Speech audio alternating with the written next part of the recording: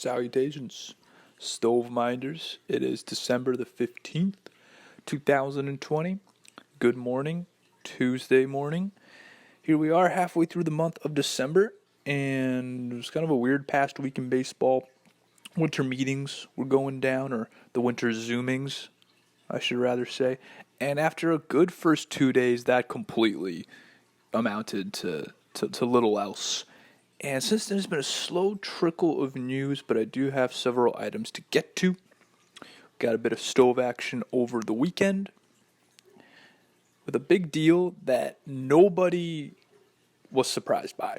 Everybody saw this coming. It was weeks in the making. I'm talking about catcher James McCann putting ink to paper. 4 years, $40+ million to the New York Mets. To the Mets. Almost didn't happen. Last minute, the Angels came in, led by new general manager Perry Minasian. Tried to throw a stick in the wheel of the negotiations, but no, sir. McCann is going to Queens at over $10 million per year in salary. And you know what? He deserves that. He deserves that. This 30-year-old now broke out in 2019 after coming to the White Sox from Detroit. And since the start of 2019, McCann has played in 149 games, so not every day, slashed .276, .334, .474, a 114 OPS plus. Good stuff for a catcher, a good hitter, a mix of power and contact. But check the strikeout numbers. 25.5% of career plate appearances have been strike three fist pumps. So a little asterisk to his game, but what about defensively? Well, McCann is a sniper. He has caught 36% of potential base stealers in his career, which is great compared to the league average of 28%. Now, he hasn't been a good framer historically, which is why the White Sox signed Yasmani Grandal last winter. But McCann did focus on his framing that same winter, about a year ago, and going into 2020, he improved on called strikes in the bottom of the zone. Take that small sample as you will. Now, the Mets took it, and I'm sure they're stoked to bring in one of the best hitting catchers around. He'll replace another solid bat in Wilson Ramos, who is a couple years older and also a free agent. Ramos had mixed fortunes in Queens. Good 2019, not good 2020. Will McCann be an improvement? We will see. $10 million in salary leaves room for other potential additions. And the Mets have been linked to seemingly every big name on the market. Navigating that market will now be up to not just President Sandy Alderson, but their new general manager, Jared Porter, coming over from the Diamondbacks. It's going to be sort of a tandem in the front office, then Alderson and Porter.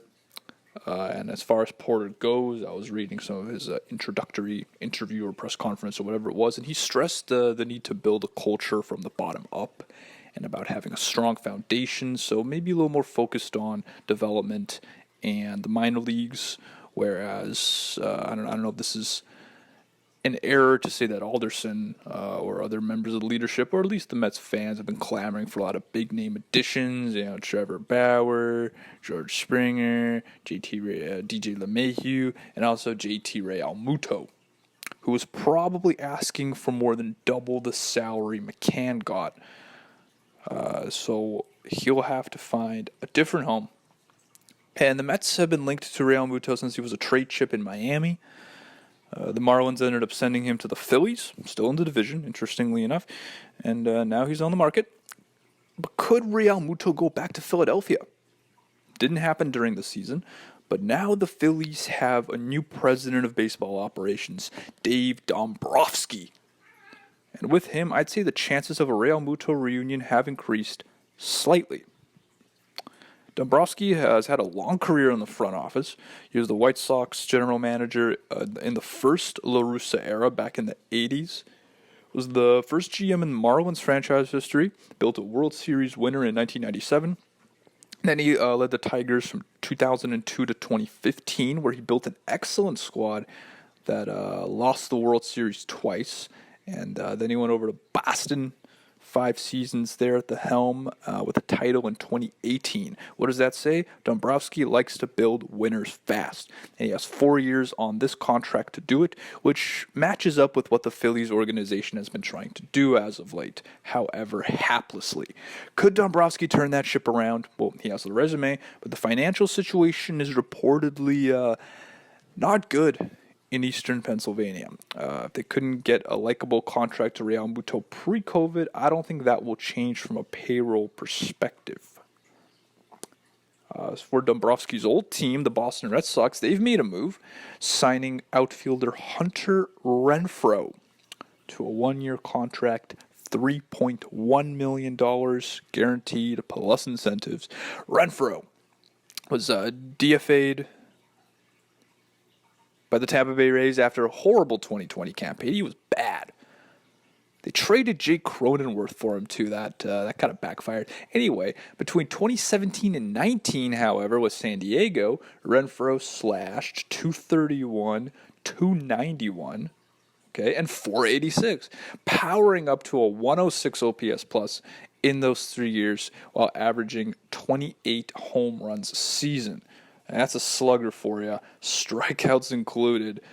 But one thing separates Renfroe from your typical slugger. He's a pretty good corner outfielder. 15 defensive runs saved above average in his career in right field, which is his primary position, and his throwing arm is very well regarded. He's got a cannon. So, despite the splits, where he does much better versus lefties than righties, Red Sox chief Chaim Bloom said he sees Renfroe as an everyday player, likely in right field, with Alex Verdugo in center and Andrew Benintendi in left field. But don't be surprised if the Sox snag another low-cost outfielder for depth or to form a opposite-hand platoon with Renfroe. But a little more power at a low cost, going to Massachusetts. First notable move that they've made this winter. A team that's been very active in comparison, Kansas City. They're not done. No, they're bringing somebody back. Talking about right-handed reliever Greg Holland. 1 year, $2.75 million, and worth up to $4.25 million with incentives. Holland has spent 7 of his 10 big league seasons in Kansas City, and he's not going anywhere. 2020 was another good campaign for him. 28-plus innings, 6 for 6 in save opportunities, ERA under 2, WHIP under 1, and his FIP .252. Pretty good. Royals bullpen was actually good in 2020. They got quality from righties Josh Stomont and Scott Barlow, who are still on the team. Consider yourself introduced if you've never heard of those guys. And now they've retained their best free agent. Royals looking up with the youth and the additions they've made this winter. Will they make more moves? We shall see. But for now, let's look down. Who's the next worst team in baseball? Could be the Texas Rangers. Now under a new general manager, the 6', 10-inch Chris Young, tallest executive in baseball. Rangers finally traded Lance Lynn a week ago. Got a good, potentially great, young, controllable pitcher in Dane Dunning. But they also made some short-term moves over the last several days. Biggest of which, outfielder David Dahl. 1 year, $3 million going to Arlington. Dahl was non-tendered by the Rockies. He spent most of 2020 in the hospital, figuratively, with very bad numbers to show for. But in 2019, Dahl was an all-star. And his 4-year career slash is a respectable 286, 334, 494, 3 points better than average in OPS plus, which does factor in the ballpark, but I will talk about Coors Field in a second. I just want to add that Dahl managed that slash in just over 1,000 plate appearances. He was a secondary outfielder in his time in Denver, and that might not change in Texas. Anyway, Coors, what was I saying? Oh, yeah. If you look at his home road splits, In his career away, Dahl was a 248 hitter with a 722 OPS. Subpar stuff. And might not even have a starting job in Texas. So you got Joey Gallo in right. Center field, Rangers have a former top 40 worldwide prospect, Leody Taveras, who is an excellent fielder. And he has some speed too, but hasn't hit much so far in the majors. And that leaves left field where Dahl could make a platoon with Eli White, seeing as Dahl is a left-handed hitter, White's a righty, and then you got Willie Calhoun, probably got the DH spot on opening day. So an opportunity for both sides. Dahl will have to prove that he's not just a Coors baby. He is in arbitration through 2023, so the Rangers could keep him around if they want to. Could be a reset. Dahl was drafted 10th overall in 2016 by Colorado. Will put his batting record to the test under the Globe Life roof. Not so hitter-friendly anymore as Arlington. Rangers also took part in a 6-player trade with the Tampa Bay Rays. And I got to say, I've never heard of any of these guys. But let me tell you about Nate Lowe. No, not Brandon Lau, his ex-Rays teammate with the same last name pronounced differently. Nate Lowe was Tampa's backup first baseman / DH for the past couple years. He's hit 251, 322 on base, 447 slugging, so a 107 OPS plus in 245 major league plate appearances. Decent, small sample. Rays got G-Man Choi holding down first. But Lowe has an opportunity in Arlington. He's just 25 years old, mind you. And the Rangers' current incumbent first baseman, Ronald Guzman, who spent a little longer in the majors, has worse numbers than Lowe. And Lowe is controllable through 2026. So, interesting Lowe move. But as I said, it was a 6-player trade. Coming over to Texas with him is a player to be named later and first baseman / outfielder Jake Gunther. Rays have too many first basemen. Everybody on that team's so versatile. It's like they can just trade their depth for even more prospects, which is exactly what they got here, because coming over to Tampa Bay is outfielder Alexander Ovias, and then 2 guys who were top 30 prospects in the Rangers organization. Catcher Heriberto Hernandez, who was ranked 24th in the Rangers, touted for his power, and the super speedy infielder Oslevis Basabe, ranked 20th among prospects in the Rangers system. Not a bad trade for the Rays. And that will bring me down to the news portion, and 2 big news items dominating the headlines. Number 1, Cleveland Indians are going to change their name after the 2021 season. So to go with a possible strike, after 106 years, the Indians' name will die. No surprise given the state of society. I can only hope, pray, that they bring back the Spiders moniker of yore. I understand they're different franchises, but you know what? The Cleveland Browns moved to Baltimore to become the Ravens, and they just created an entirely new Cleveland Browns. Like, imagine, it's the 90s. Yeah, let's name a team the Browns. Let's keep this great tradition of Browns football alive. I say bring back the Cleveland Spiders. Cy Young played for them. Come on. Also, how unique would that Spiders name be in the landscape of North American professional sports? And you want to talk novelty? Well, what the fuck is Washington doing with their Washington football team? It was dumb at first, but now it's like, okay, well, you don't have any so-and-so FC outside the MLS. WFT, the Waft? It's kind of cool. I just really hope the Indians don't become the Cleveland Baseball Club or something dumb like that. Or anything other than the Spiders for that matter. Who knows? Who knows what will come of this? Maybe this will snap the longest active championship drought in Major League Baseball. 72 years without a title. Cleveland, Ohio. Get to it. And the other thing, we might have to delay the season here, because Major League Baseball and the owners want all players to be vaccinated for COVID prior before spring training. Word coming out from these owners, they're like, there's no way we're going to have spring training in February, which, okay, fine. But this might mean, definitely mean if this is the case, pushing back the start of the season from April 1st, which is currently supposed to be opening day, to what seems like May is probably the best idea. Meaning this season could get shortened to 140 games, 130 games, 120 games. Who knows how long this is going to take, how much of a preseason and a spring training these teams are going to be able to have.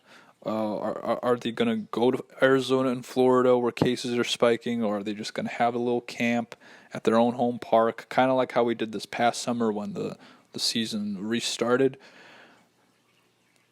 Yeah, we're going to have another weird time frame for the 2021 season. MLBPA wants to play a 162-game schedule under the same guidelines they did in 2020. Their argument is, listen, we had the protocols last year, and even though we had a couple outbreaks, things still went down without things still happened. It still worked. Why not now? And the main reason MLBPA wants to do this is because they want their players to be paid their full salaries.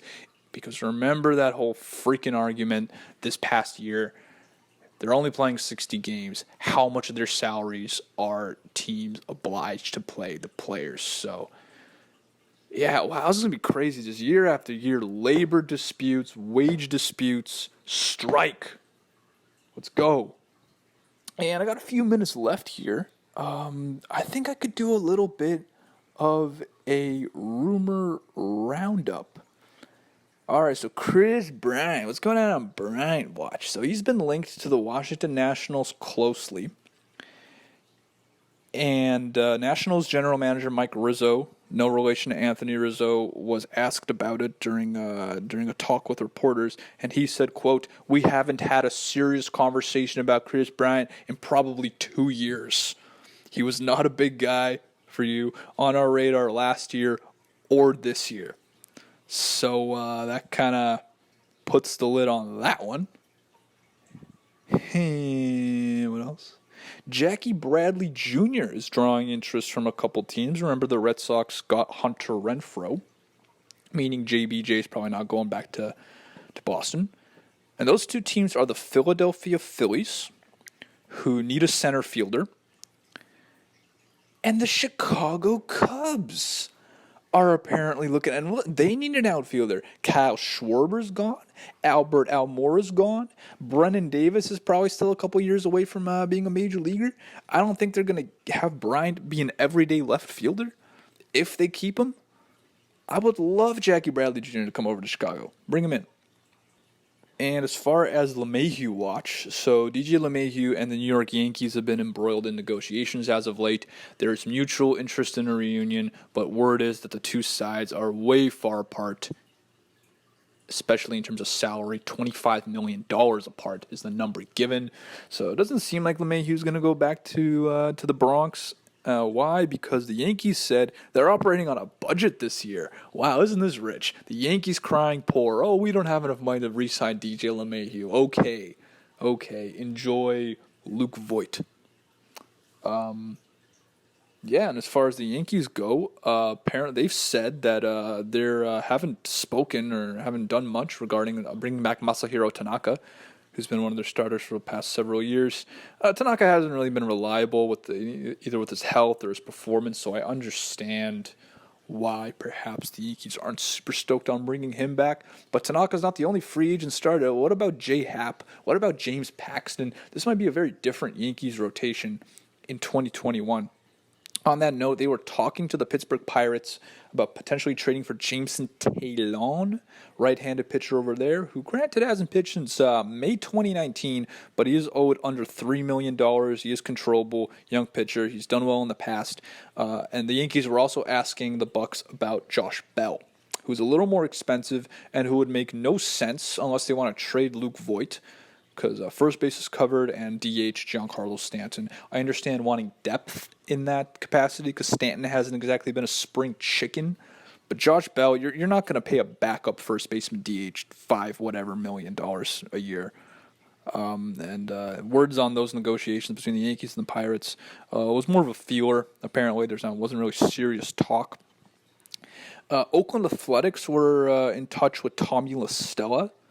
That's a move that just makes a lot of sense. That's exactly the sort of team-player combination that I would expect. Tigers are interested in Taijuan Walker. Cool. Tomoyuki Sugano sweepstakes. Top pitcher posted out of Japan. Blue Jays and Rangers have joined the fray, so there's now like 6 teams going after Sugano. Who knows where on earth he's going to land. And apparently the Rays are interested in a reunion with Chris Archer. I would oddly like to see that. As much as I feel bad for Rays fans, that'd be kind of funny. And speaking of reunions that are kind of funny, the Los Angeles Dodgers have signed Brandon Morrow to a minor league deal. I swear to God, if this guy comes back and actually manages to pitch next season, I'd be happy for him. And Boston Red Sox, they got a guy in Hunter Renfroe. They're not done yet. They're interested in Rich Hill and Jake Odorizzi. They want a starter. They need a starter.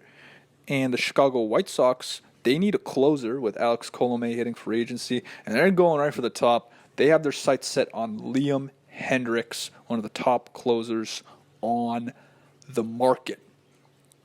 And Yadier Molina, mutual interest in the reunion there with the St. Louis Cardinals.